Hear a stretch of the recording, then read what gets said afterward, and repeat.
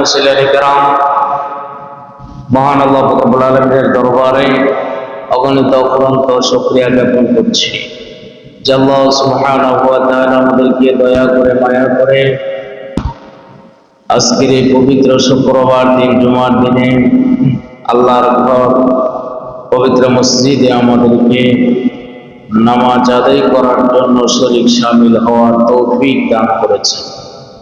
সেই রব্বুল আলামিনের দরবারে আমরা সকলে মহব্বতে একবার কালিমাতুশ শুকর আদায় করে উচ্চ আওয়াজে বলি আলহামদুলিল্লাহ। লক্ষ কোটি দরুদ এবং সালামের হাদিয়া পেশ করছি আমাদের আকা, আমাদের সাইয়্যিদ নবী কুল শিরোমণি আফতাবে নবুওয়াত শাহানশাহে রিসালাত হাবিবানা শফিঈনা মুহাম্মাদুর রাসূলুল্লাহ সাল্লাল্লাহু আলাইহি ওয়াসাল্লামের উপর আল্লাহ পাক রব্বুল আলামিন আমাদের দরুদ এবং সালামের হাদিয়াটুকু প্রিয় নবী রাসূল পাক সাল্লাল্লাহু আলাইহি সাল্লামের রোজায়ে আতহার শান মদিনায় পৌঁছে দিন। আমরা সকলেই বলি আমিন। সম্মানিত হাজিরিন, আমরা সফর মাসের শেষ দিকে চলে এসেছি। আল্লাহর হাবিব মুহাম্মদুর রাসূলুল্লাহ সাল্লাল্লাহু আলাইহি ওয়াসাল্লাম জীবনের শেষ দিকে দীর্ঘদিন অসুস্থ থাকার পরে এই সফর মাসের শেষ বুধবার দিন আল্লাহর হাবিব সাল্লাল্লাহু আলাইহি সাল্লাম সম্পূর্ণরূপে সুস্থতা অনুভব করেছিলেন। সেই জন্য এই মাসের সফর মাসের শেষ বুধবার, যে বুধবারটা আমরা আগামী বুধবার দিন আমাদের সামনে আগত আসতেছে, আল্লাহ রাসূল সাল্লাল্লাহু আলাইহি সাল্লাম জীবনে শেষ দিকে তিনি নিজেকে সুস্থতা বোধ করেছিলেন। এরপরই আল্লাহর নবী মুহাম্মদ রাসূলুল্লাহ সাল্লাল্লাহু আলাইহি সাল্লাম দুনিয়া থেকে পর্দা করেছেন। সেই জন্য হাদিস বিশারদ এবং মুফাসসিরিনে কেরাম বিশেষ করে এই এশিয়া মহাদেশে, পাক ভারত উপমহাদেশে এই সফর মাসের শেষ বুধবারকে আখিরি চাহার সোমবার বলে আখ্যায়িত করেছে। আখিরি চাহার সোমবার আবিধানিক অর্থ কি? এটি হলো একটি ফার্সি ভাষার শব্দ। আখের মানে হলো শেষ, আর চাহার সোমবার মানে হলো বুধবার। অর্থাৎ আল্লাহ রাসূল সাল্লাল্লাহু আলাইহি ওয়াসাল্লামের সুস্থতা যেই দিন অনুভব করেছিলেন দীর্ঘদিন অসুস্থ থাকার পরে, ওই দিনটাকে আখিরি চাহার সোমবার বলা হয়। রাসূলুল্লাহ সাল্লাল্লাহু আলাইহি ওয়াসাল্লাম নিজেকে সুস্থতা বোধ করেছিলেন এবং সাহাবায়ে কেরামদের সাথে নামাজ আদায় করেছিলেন, জামাতে শরীক হয়েছিলেন। সেই জন্য আল্লাহ রাসূল সাল্লাল্লাহু আলাইহি ওয়াসাল্লামের সেই সুস্থতার দিন, যে সুস্থতার দিনকে কেন্দ্র করে সাহাবায়ে কেরামের মনে একটি আনন্দ, সাহাবায়ে কেরামের মনে একটি খুশির ভাব জন্ম নিয়েছিল, তারই ধারাবাহিকতায় এই দিনটাকে স্মরণ করার জন্য সারা বিশ্বের মুসলমানদের কাছে আখিরি চাহার সোমবার অর্থাৎ সফর মাসের শেষ বুধবারটা একটি গুরুত্বপূর্ণ দিন হিসাবে পরিগণিত হয়েছে।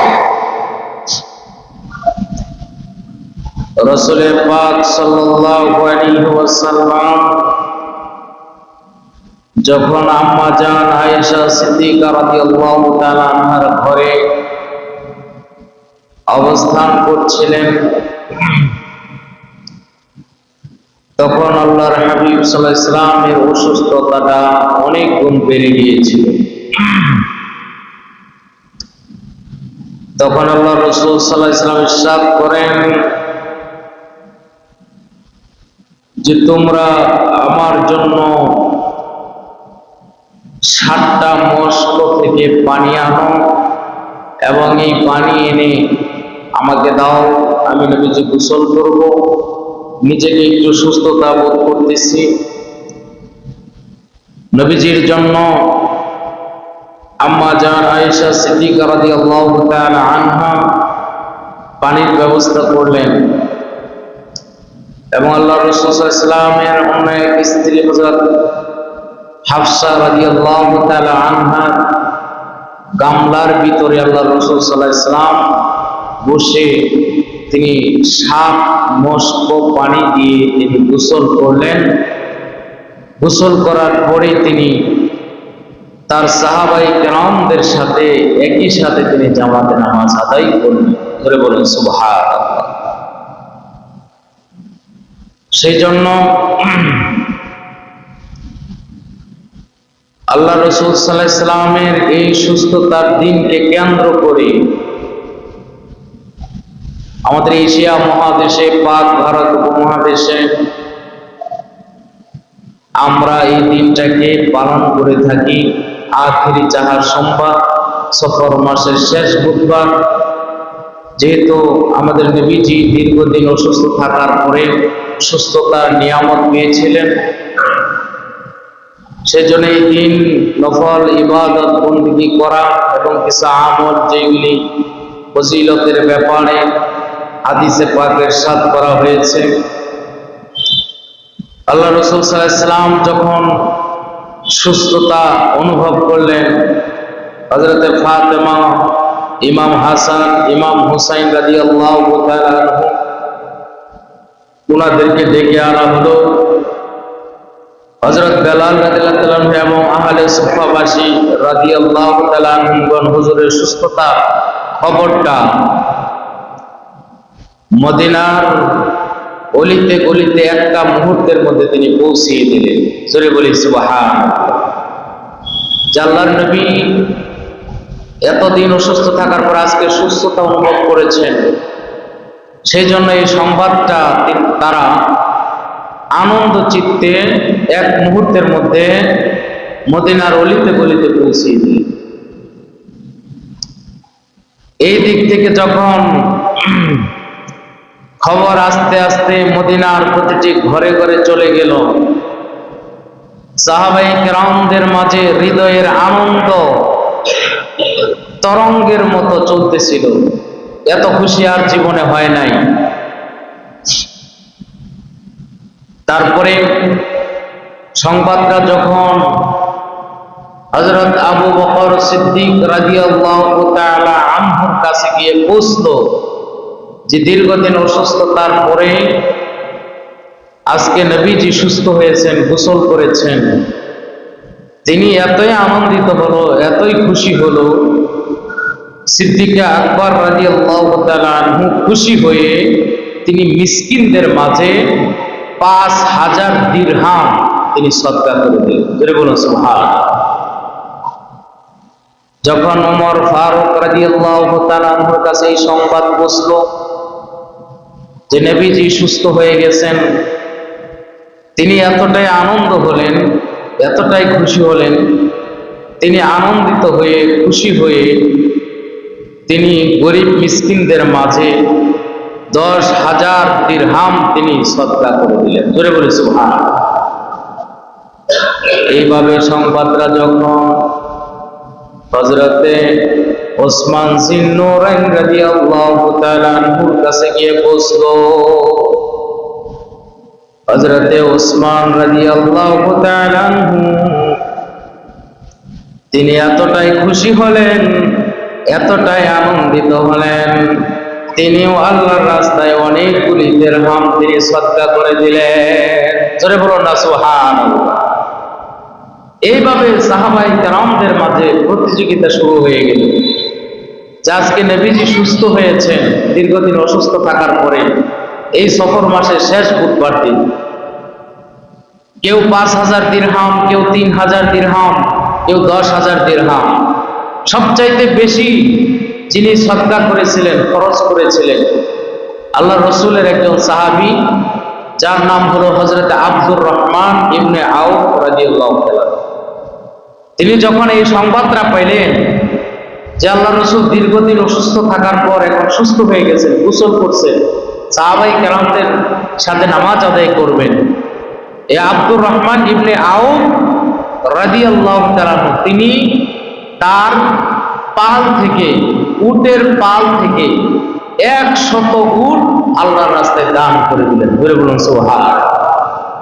সাহাবায়ে কেরাম রাদিয়াল্লাহু তাআলা কত ভালোবাসতেন প্রিয় নবীজি রাসূল পাক সাল্লাল্লাহু আলাইহি সাল্লামকে, তারা প্রাণের চাইতেও বেশি ভালোবাসতেন, নিজের জীবনের চাইতেও বেশি ভালোবাসতেন।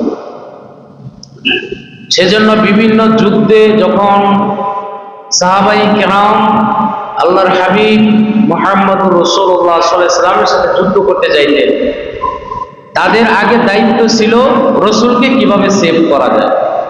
রসুলকে সেভ করা তাদের, শত শত তীর আসছে, নবীজির গায়ে যেন না লাগে, নিজেরা অকপটে বুক পেতে দিয়ে সে তীরটাকে বুকে ধারণ করেছে।